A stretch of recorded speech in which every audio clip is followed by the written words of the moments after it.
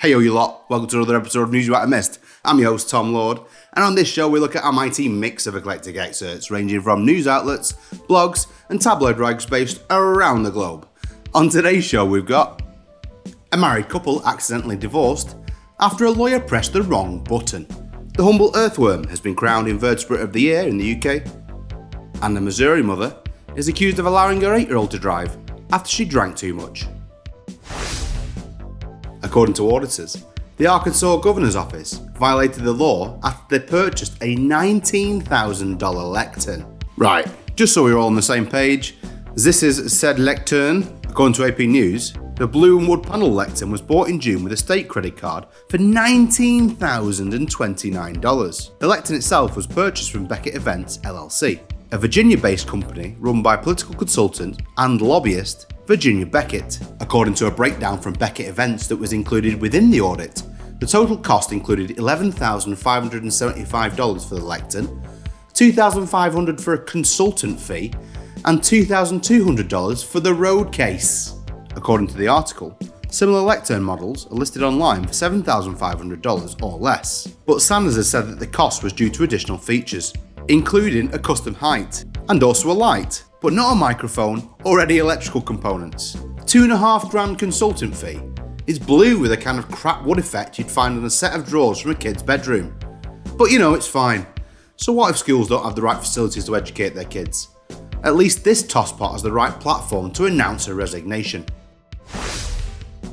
The humble Earthworm has been crowned Invertebrate of the Year in the UK. According to The Guardian, Lumbricus terrestris, I'm assuming that's the proper name for Earthworm, claimed a landslide victory with 38% of the vote, while the Asian or yellow-legged hornet came in last with 0.8%. Chris Packham said about the contest, "Through constant wriggling and extraordinary ecological commitment, it's great to see the Earthworm take the top spot, although I suspect vote rigging by blackbirds, badgers and moles." And Dr. Amy Jane Beer said, "Stop the press, here's an award that really means something." In a media obsessed with the rare and beautiful, the overwhelming importance of a cold, slimy, mostly unseen creature, long associated with a kind of mute, spineless humility, to receive public recognition is a big deal. This is the proper news. Good, honest journalism from real pros. This should be front page news rather than who's the ex that Taylor Swift wrote an entire album about, or whether that smell in a New York courtroom is Donald Trump farting.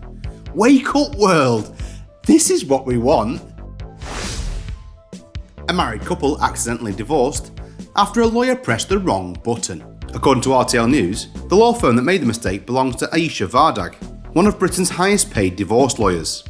The law office was working with an online tool that accidentally requested a final disposition for the Williams family. The couple had, however, decided to separate, but were still working on a financial settlement for the divorce. Apparently the final settlement was for another couple, but lawyers accidentally opened the electronic file of Williams versus Williams and filed the final divorce petition in that case, which was approved shortly afterwards. But it wasn't until 2 days later that lawyers discovered they'd made a mistake. They asked the judge to withdraw the application for final divorce, but he did not like that because, according to him, pronouncing a divorce should not be taken lightly. But the lawyer disagreed with the statement, saying the state should not separate people based on an error. She further said, "Everyone has accepted that a mistake has been made and it must be undone. This is simply not right, not sensible, not fair. Get a grip."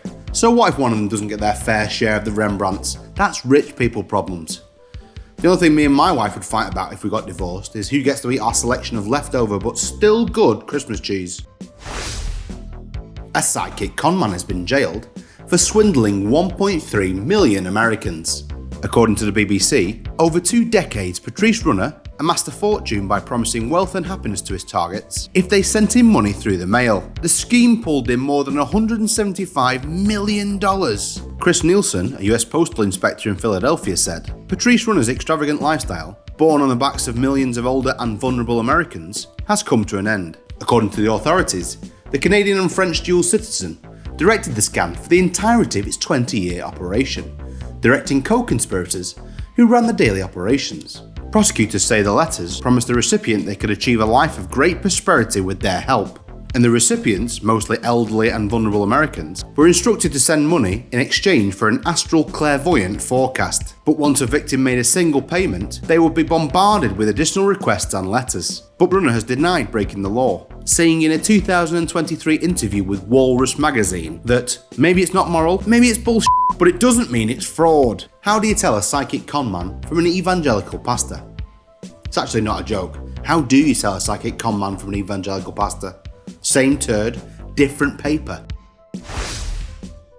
Barcelona has removed the bus lane from Google Maps in an attempt to stop too many tourists using it. According to RTL News, residents of Barcelona have long complained that the bus, which stops at the popular Parc Güell, was often so full of tourists that older residents with walking sticks could no longer fit. Local residents asked the city council to intervene, and it did so successfully. The board ensured that tourists who search for a route to Parc Güell on Google Maps are no longer referred to the local bus line. Apparently the measure has been particularly effective. Since the bus line is no longer easy to find, there's room for Barcelonians on the bus again. And one of the locals told the British newspaper The Guardian that he was pleased with the government's intervention. He further said, "The next thing we should do is remove the entire Parc Güell from Google Maps." Yeah, tourists, Sodom, don't need them. Said every seaside town that's now a prison for the underprivileged. Deal with the real problems in Barcelona like pickpockets? Nah, tourists are the evil ones. They might as well stick out a sign saying those who can pronounce Mississippi correctly, keep out. A mother from Missouri is accused of allowing her 8-year-old to drive after she drank too much. According to USA Today, a 28-year-old St. Louis mother was charged with allegedly allowing her 8-year-old son to drive her and his 3-year-old sibling home. The 28-year-old woman was in custody of the St. Louis City Justice Center on 2 counts of felony first degree, endangering the welfare of a child. She was then released on Tuesday on sponsored recognizance, so she'll receive help while her case is pending. According to the article, officers with the St. Louis Metropolitan Police Department got a call from a security guard who saw the 8-year-old boy driving a car in the wrong direction of traffic at around 4 o'clock Monday morning. And police say the boy was driving because his mother was passed out in the back seat. They also found a 3-year-old toddler in the back of the vehicle, not in a car seat. But preliminary information determined the woman was drunk and tired, and so she allowed her son to drive home. Police then took the woman to a local hospital to determine whether she was well enough to be taken to jail. I think everyone's getting a bit carried away. 8-year-olds nowadays are smart. You hear all the time of ones joining Mensa, doing a degree, or being headhunted by NASA. And the way the US is going, they can probably get the death penalty in Texas. A Brazilian woman has tried to take her dead uncle to sign for a loan. According to The Guardian, the woman has been arrested and charged with violating a corpse and attempted theft through fraud. When Enrica de Souza Vieira wheeled her lethargic-looking uncle into a Brazilian bank, the clerks quickly sensed something was amiss. And one of the other bank employees said, "I don't think he's well. He doesn't look well at all." This was as the woman tried to get her elderly relative to sign off on a 17,000 reals loan. The investigating officer, Fabio Luis Souza, said she knew he was dead. He had been dead for at least 2 hours. Whoa, stop what we're doing. According to the rideshare driver, the man might have been alive before he got to the bank. According to UOL, the driver who transported the woman suspected of taking Roberto Braga, 68, now dead, to withdraw a loan from the bank, said in testimony today that the man was alive during the journey. The driver further said he even grabbed the car door, but the driver didn't take them all the way to the bank branch because vehicle access is prohibited at that location. And that's when the niece asked the driver to end the ride at the mall. She then placed him in a wheelchair, and also a local boy who helped the old man into the vehicle at the start of the journey said, "When I was entering the house, Paolo was lying in bed. I took Paolo by the arms with Erica's help, and I took him to the car. I could see that he was still breathing and had strength in his hands." And also the autopsy report did not confirm whether he died before arriving at the bank or at the scene. Right, this story is a banger. If she dragged her cold dead uncle into a cab and then into a bank, straight to jail. But if it was in the bank itself, less jail?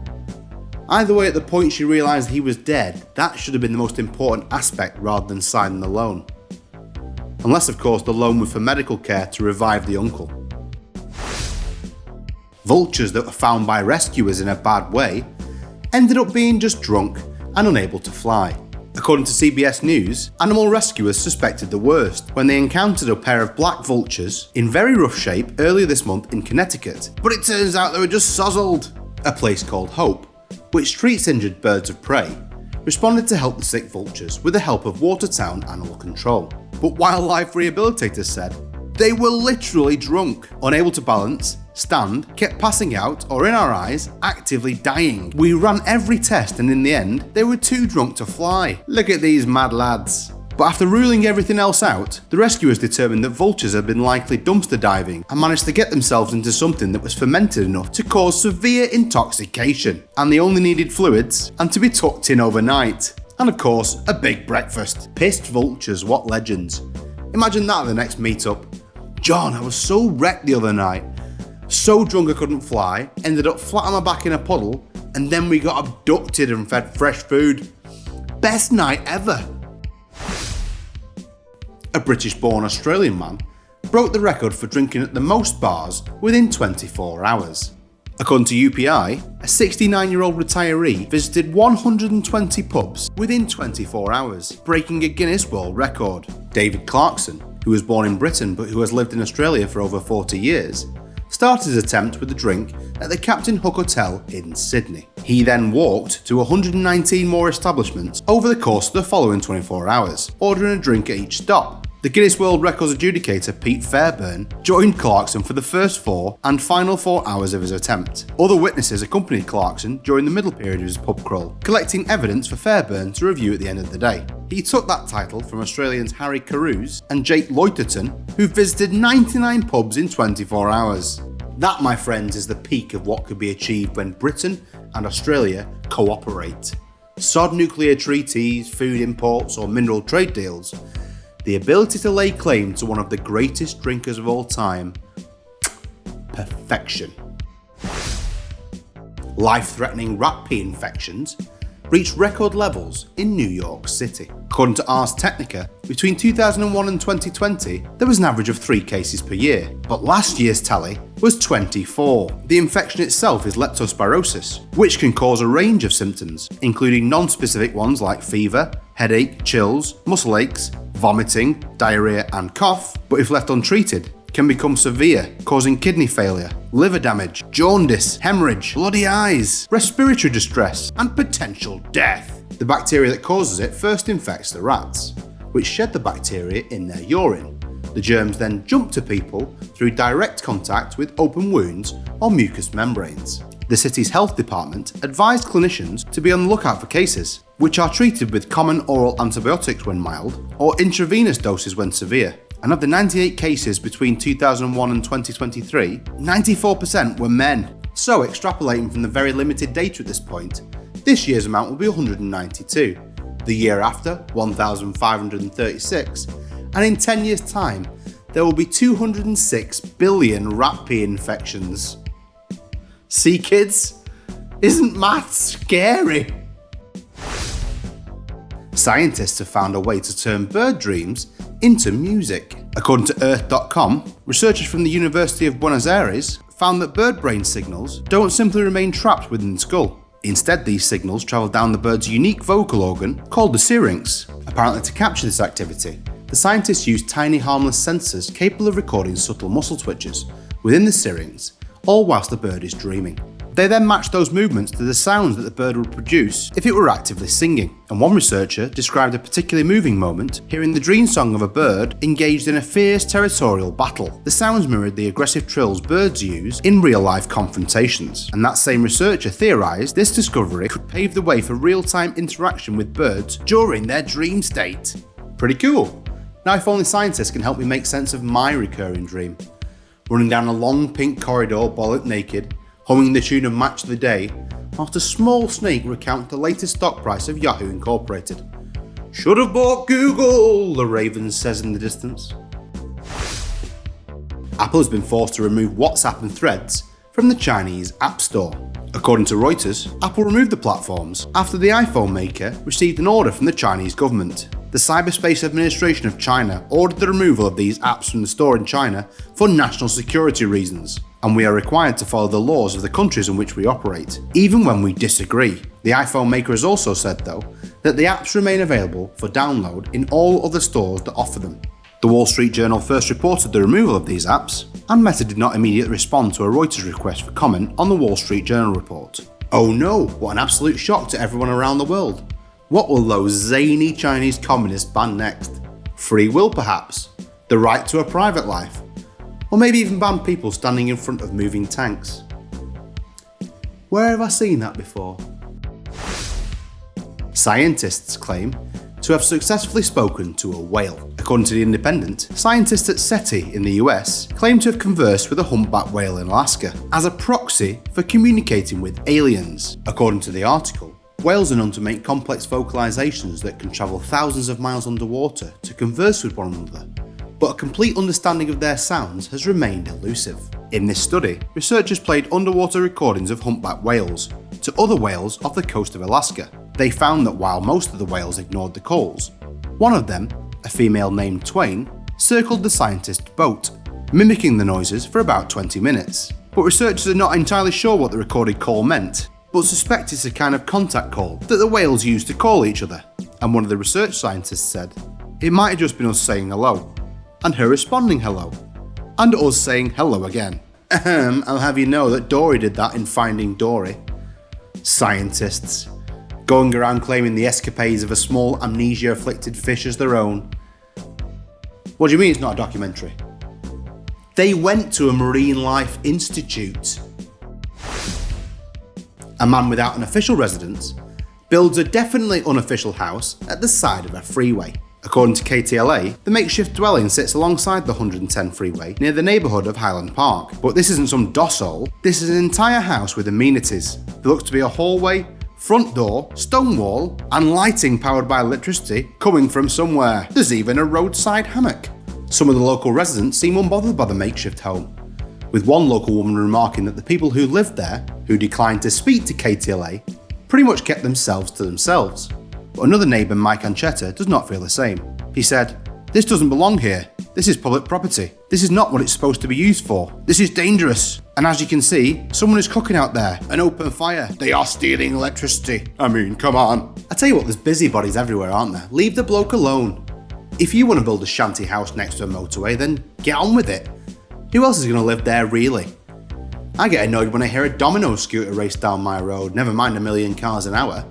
Sure, he steals electric, but, you know, who doesn't? Though, not me, for obvious legal reasons. Thanks for watching. Please like, comment and subscribe if you do so fancy. Also, if you think there's any news that we might have missed, please get in contact on the email in the description below. See you next time for another jam-packed news you might have missed. Stay gravy.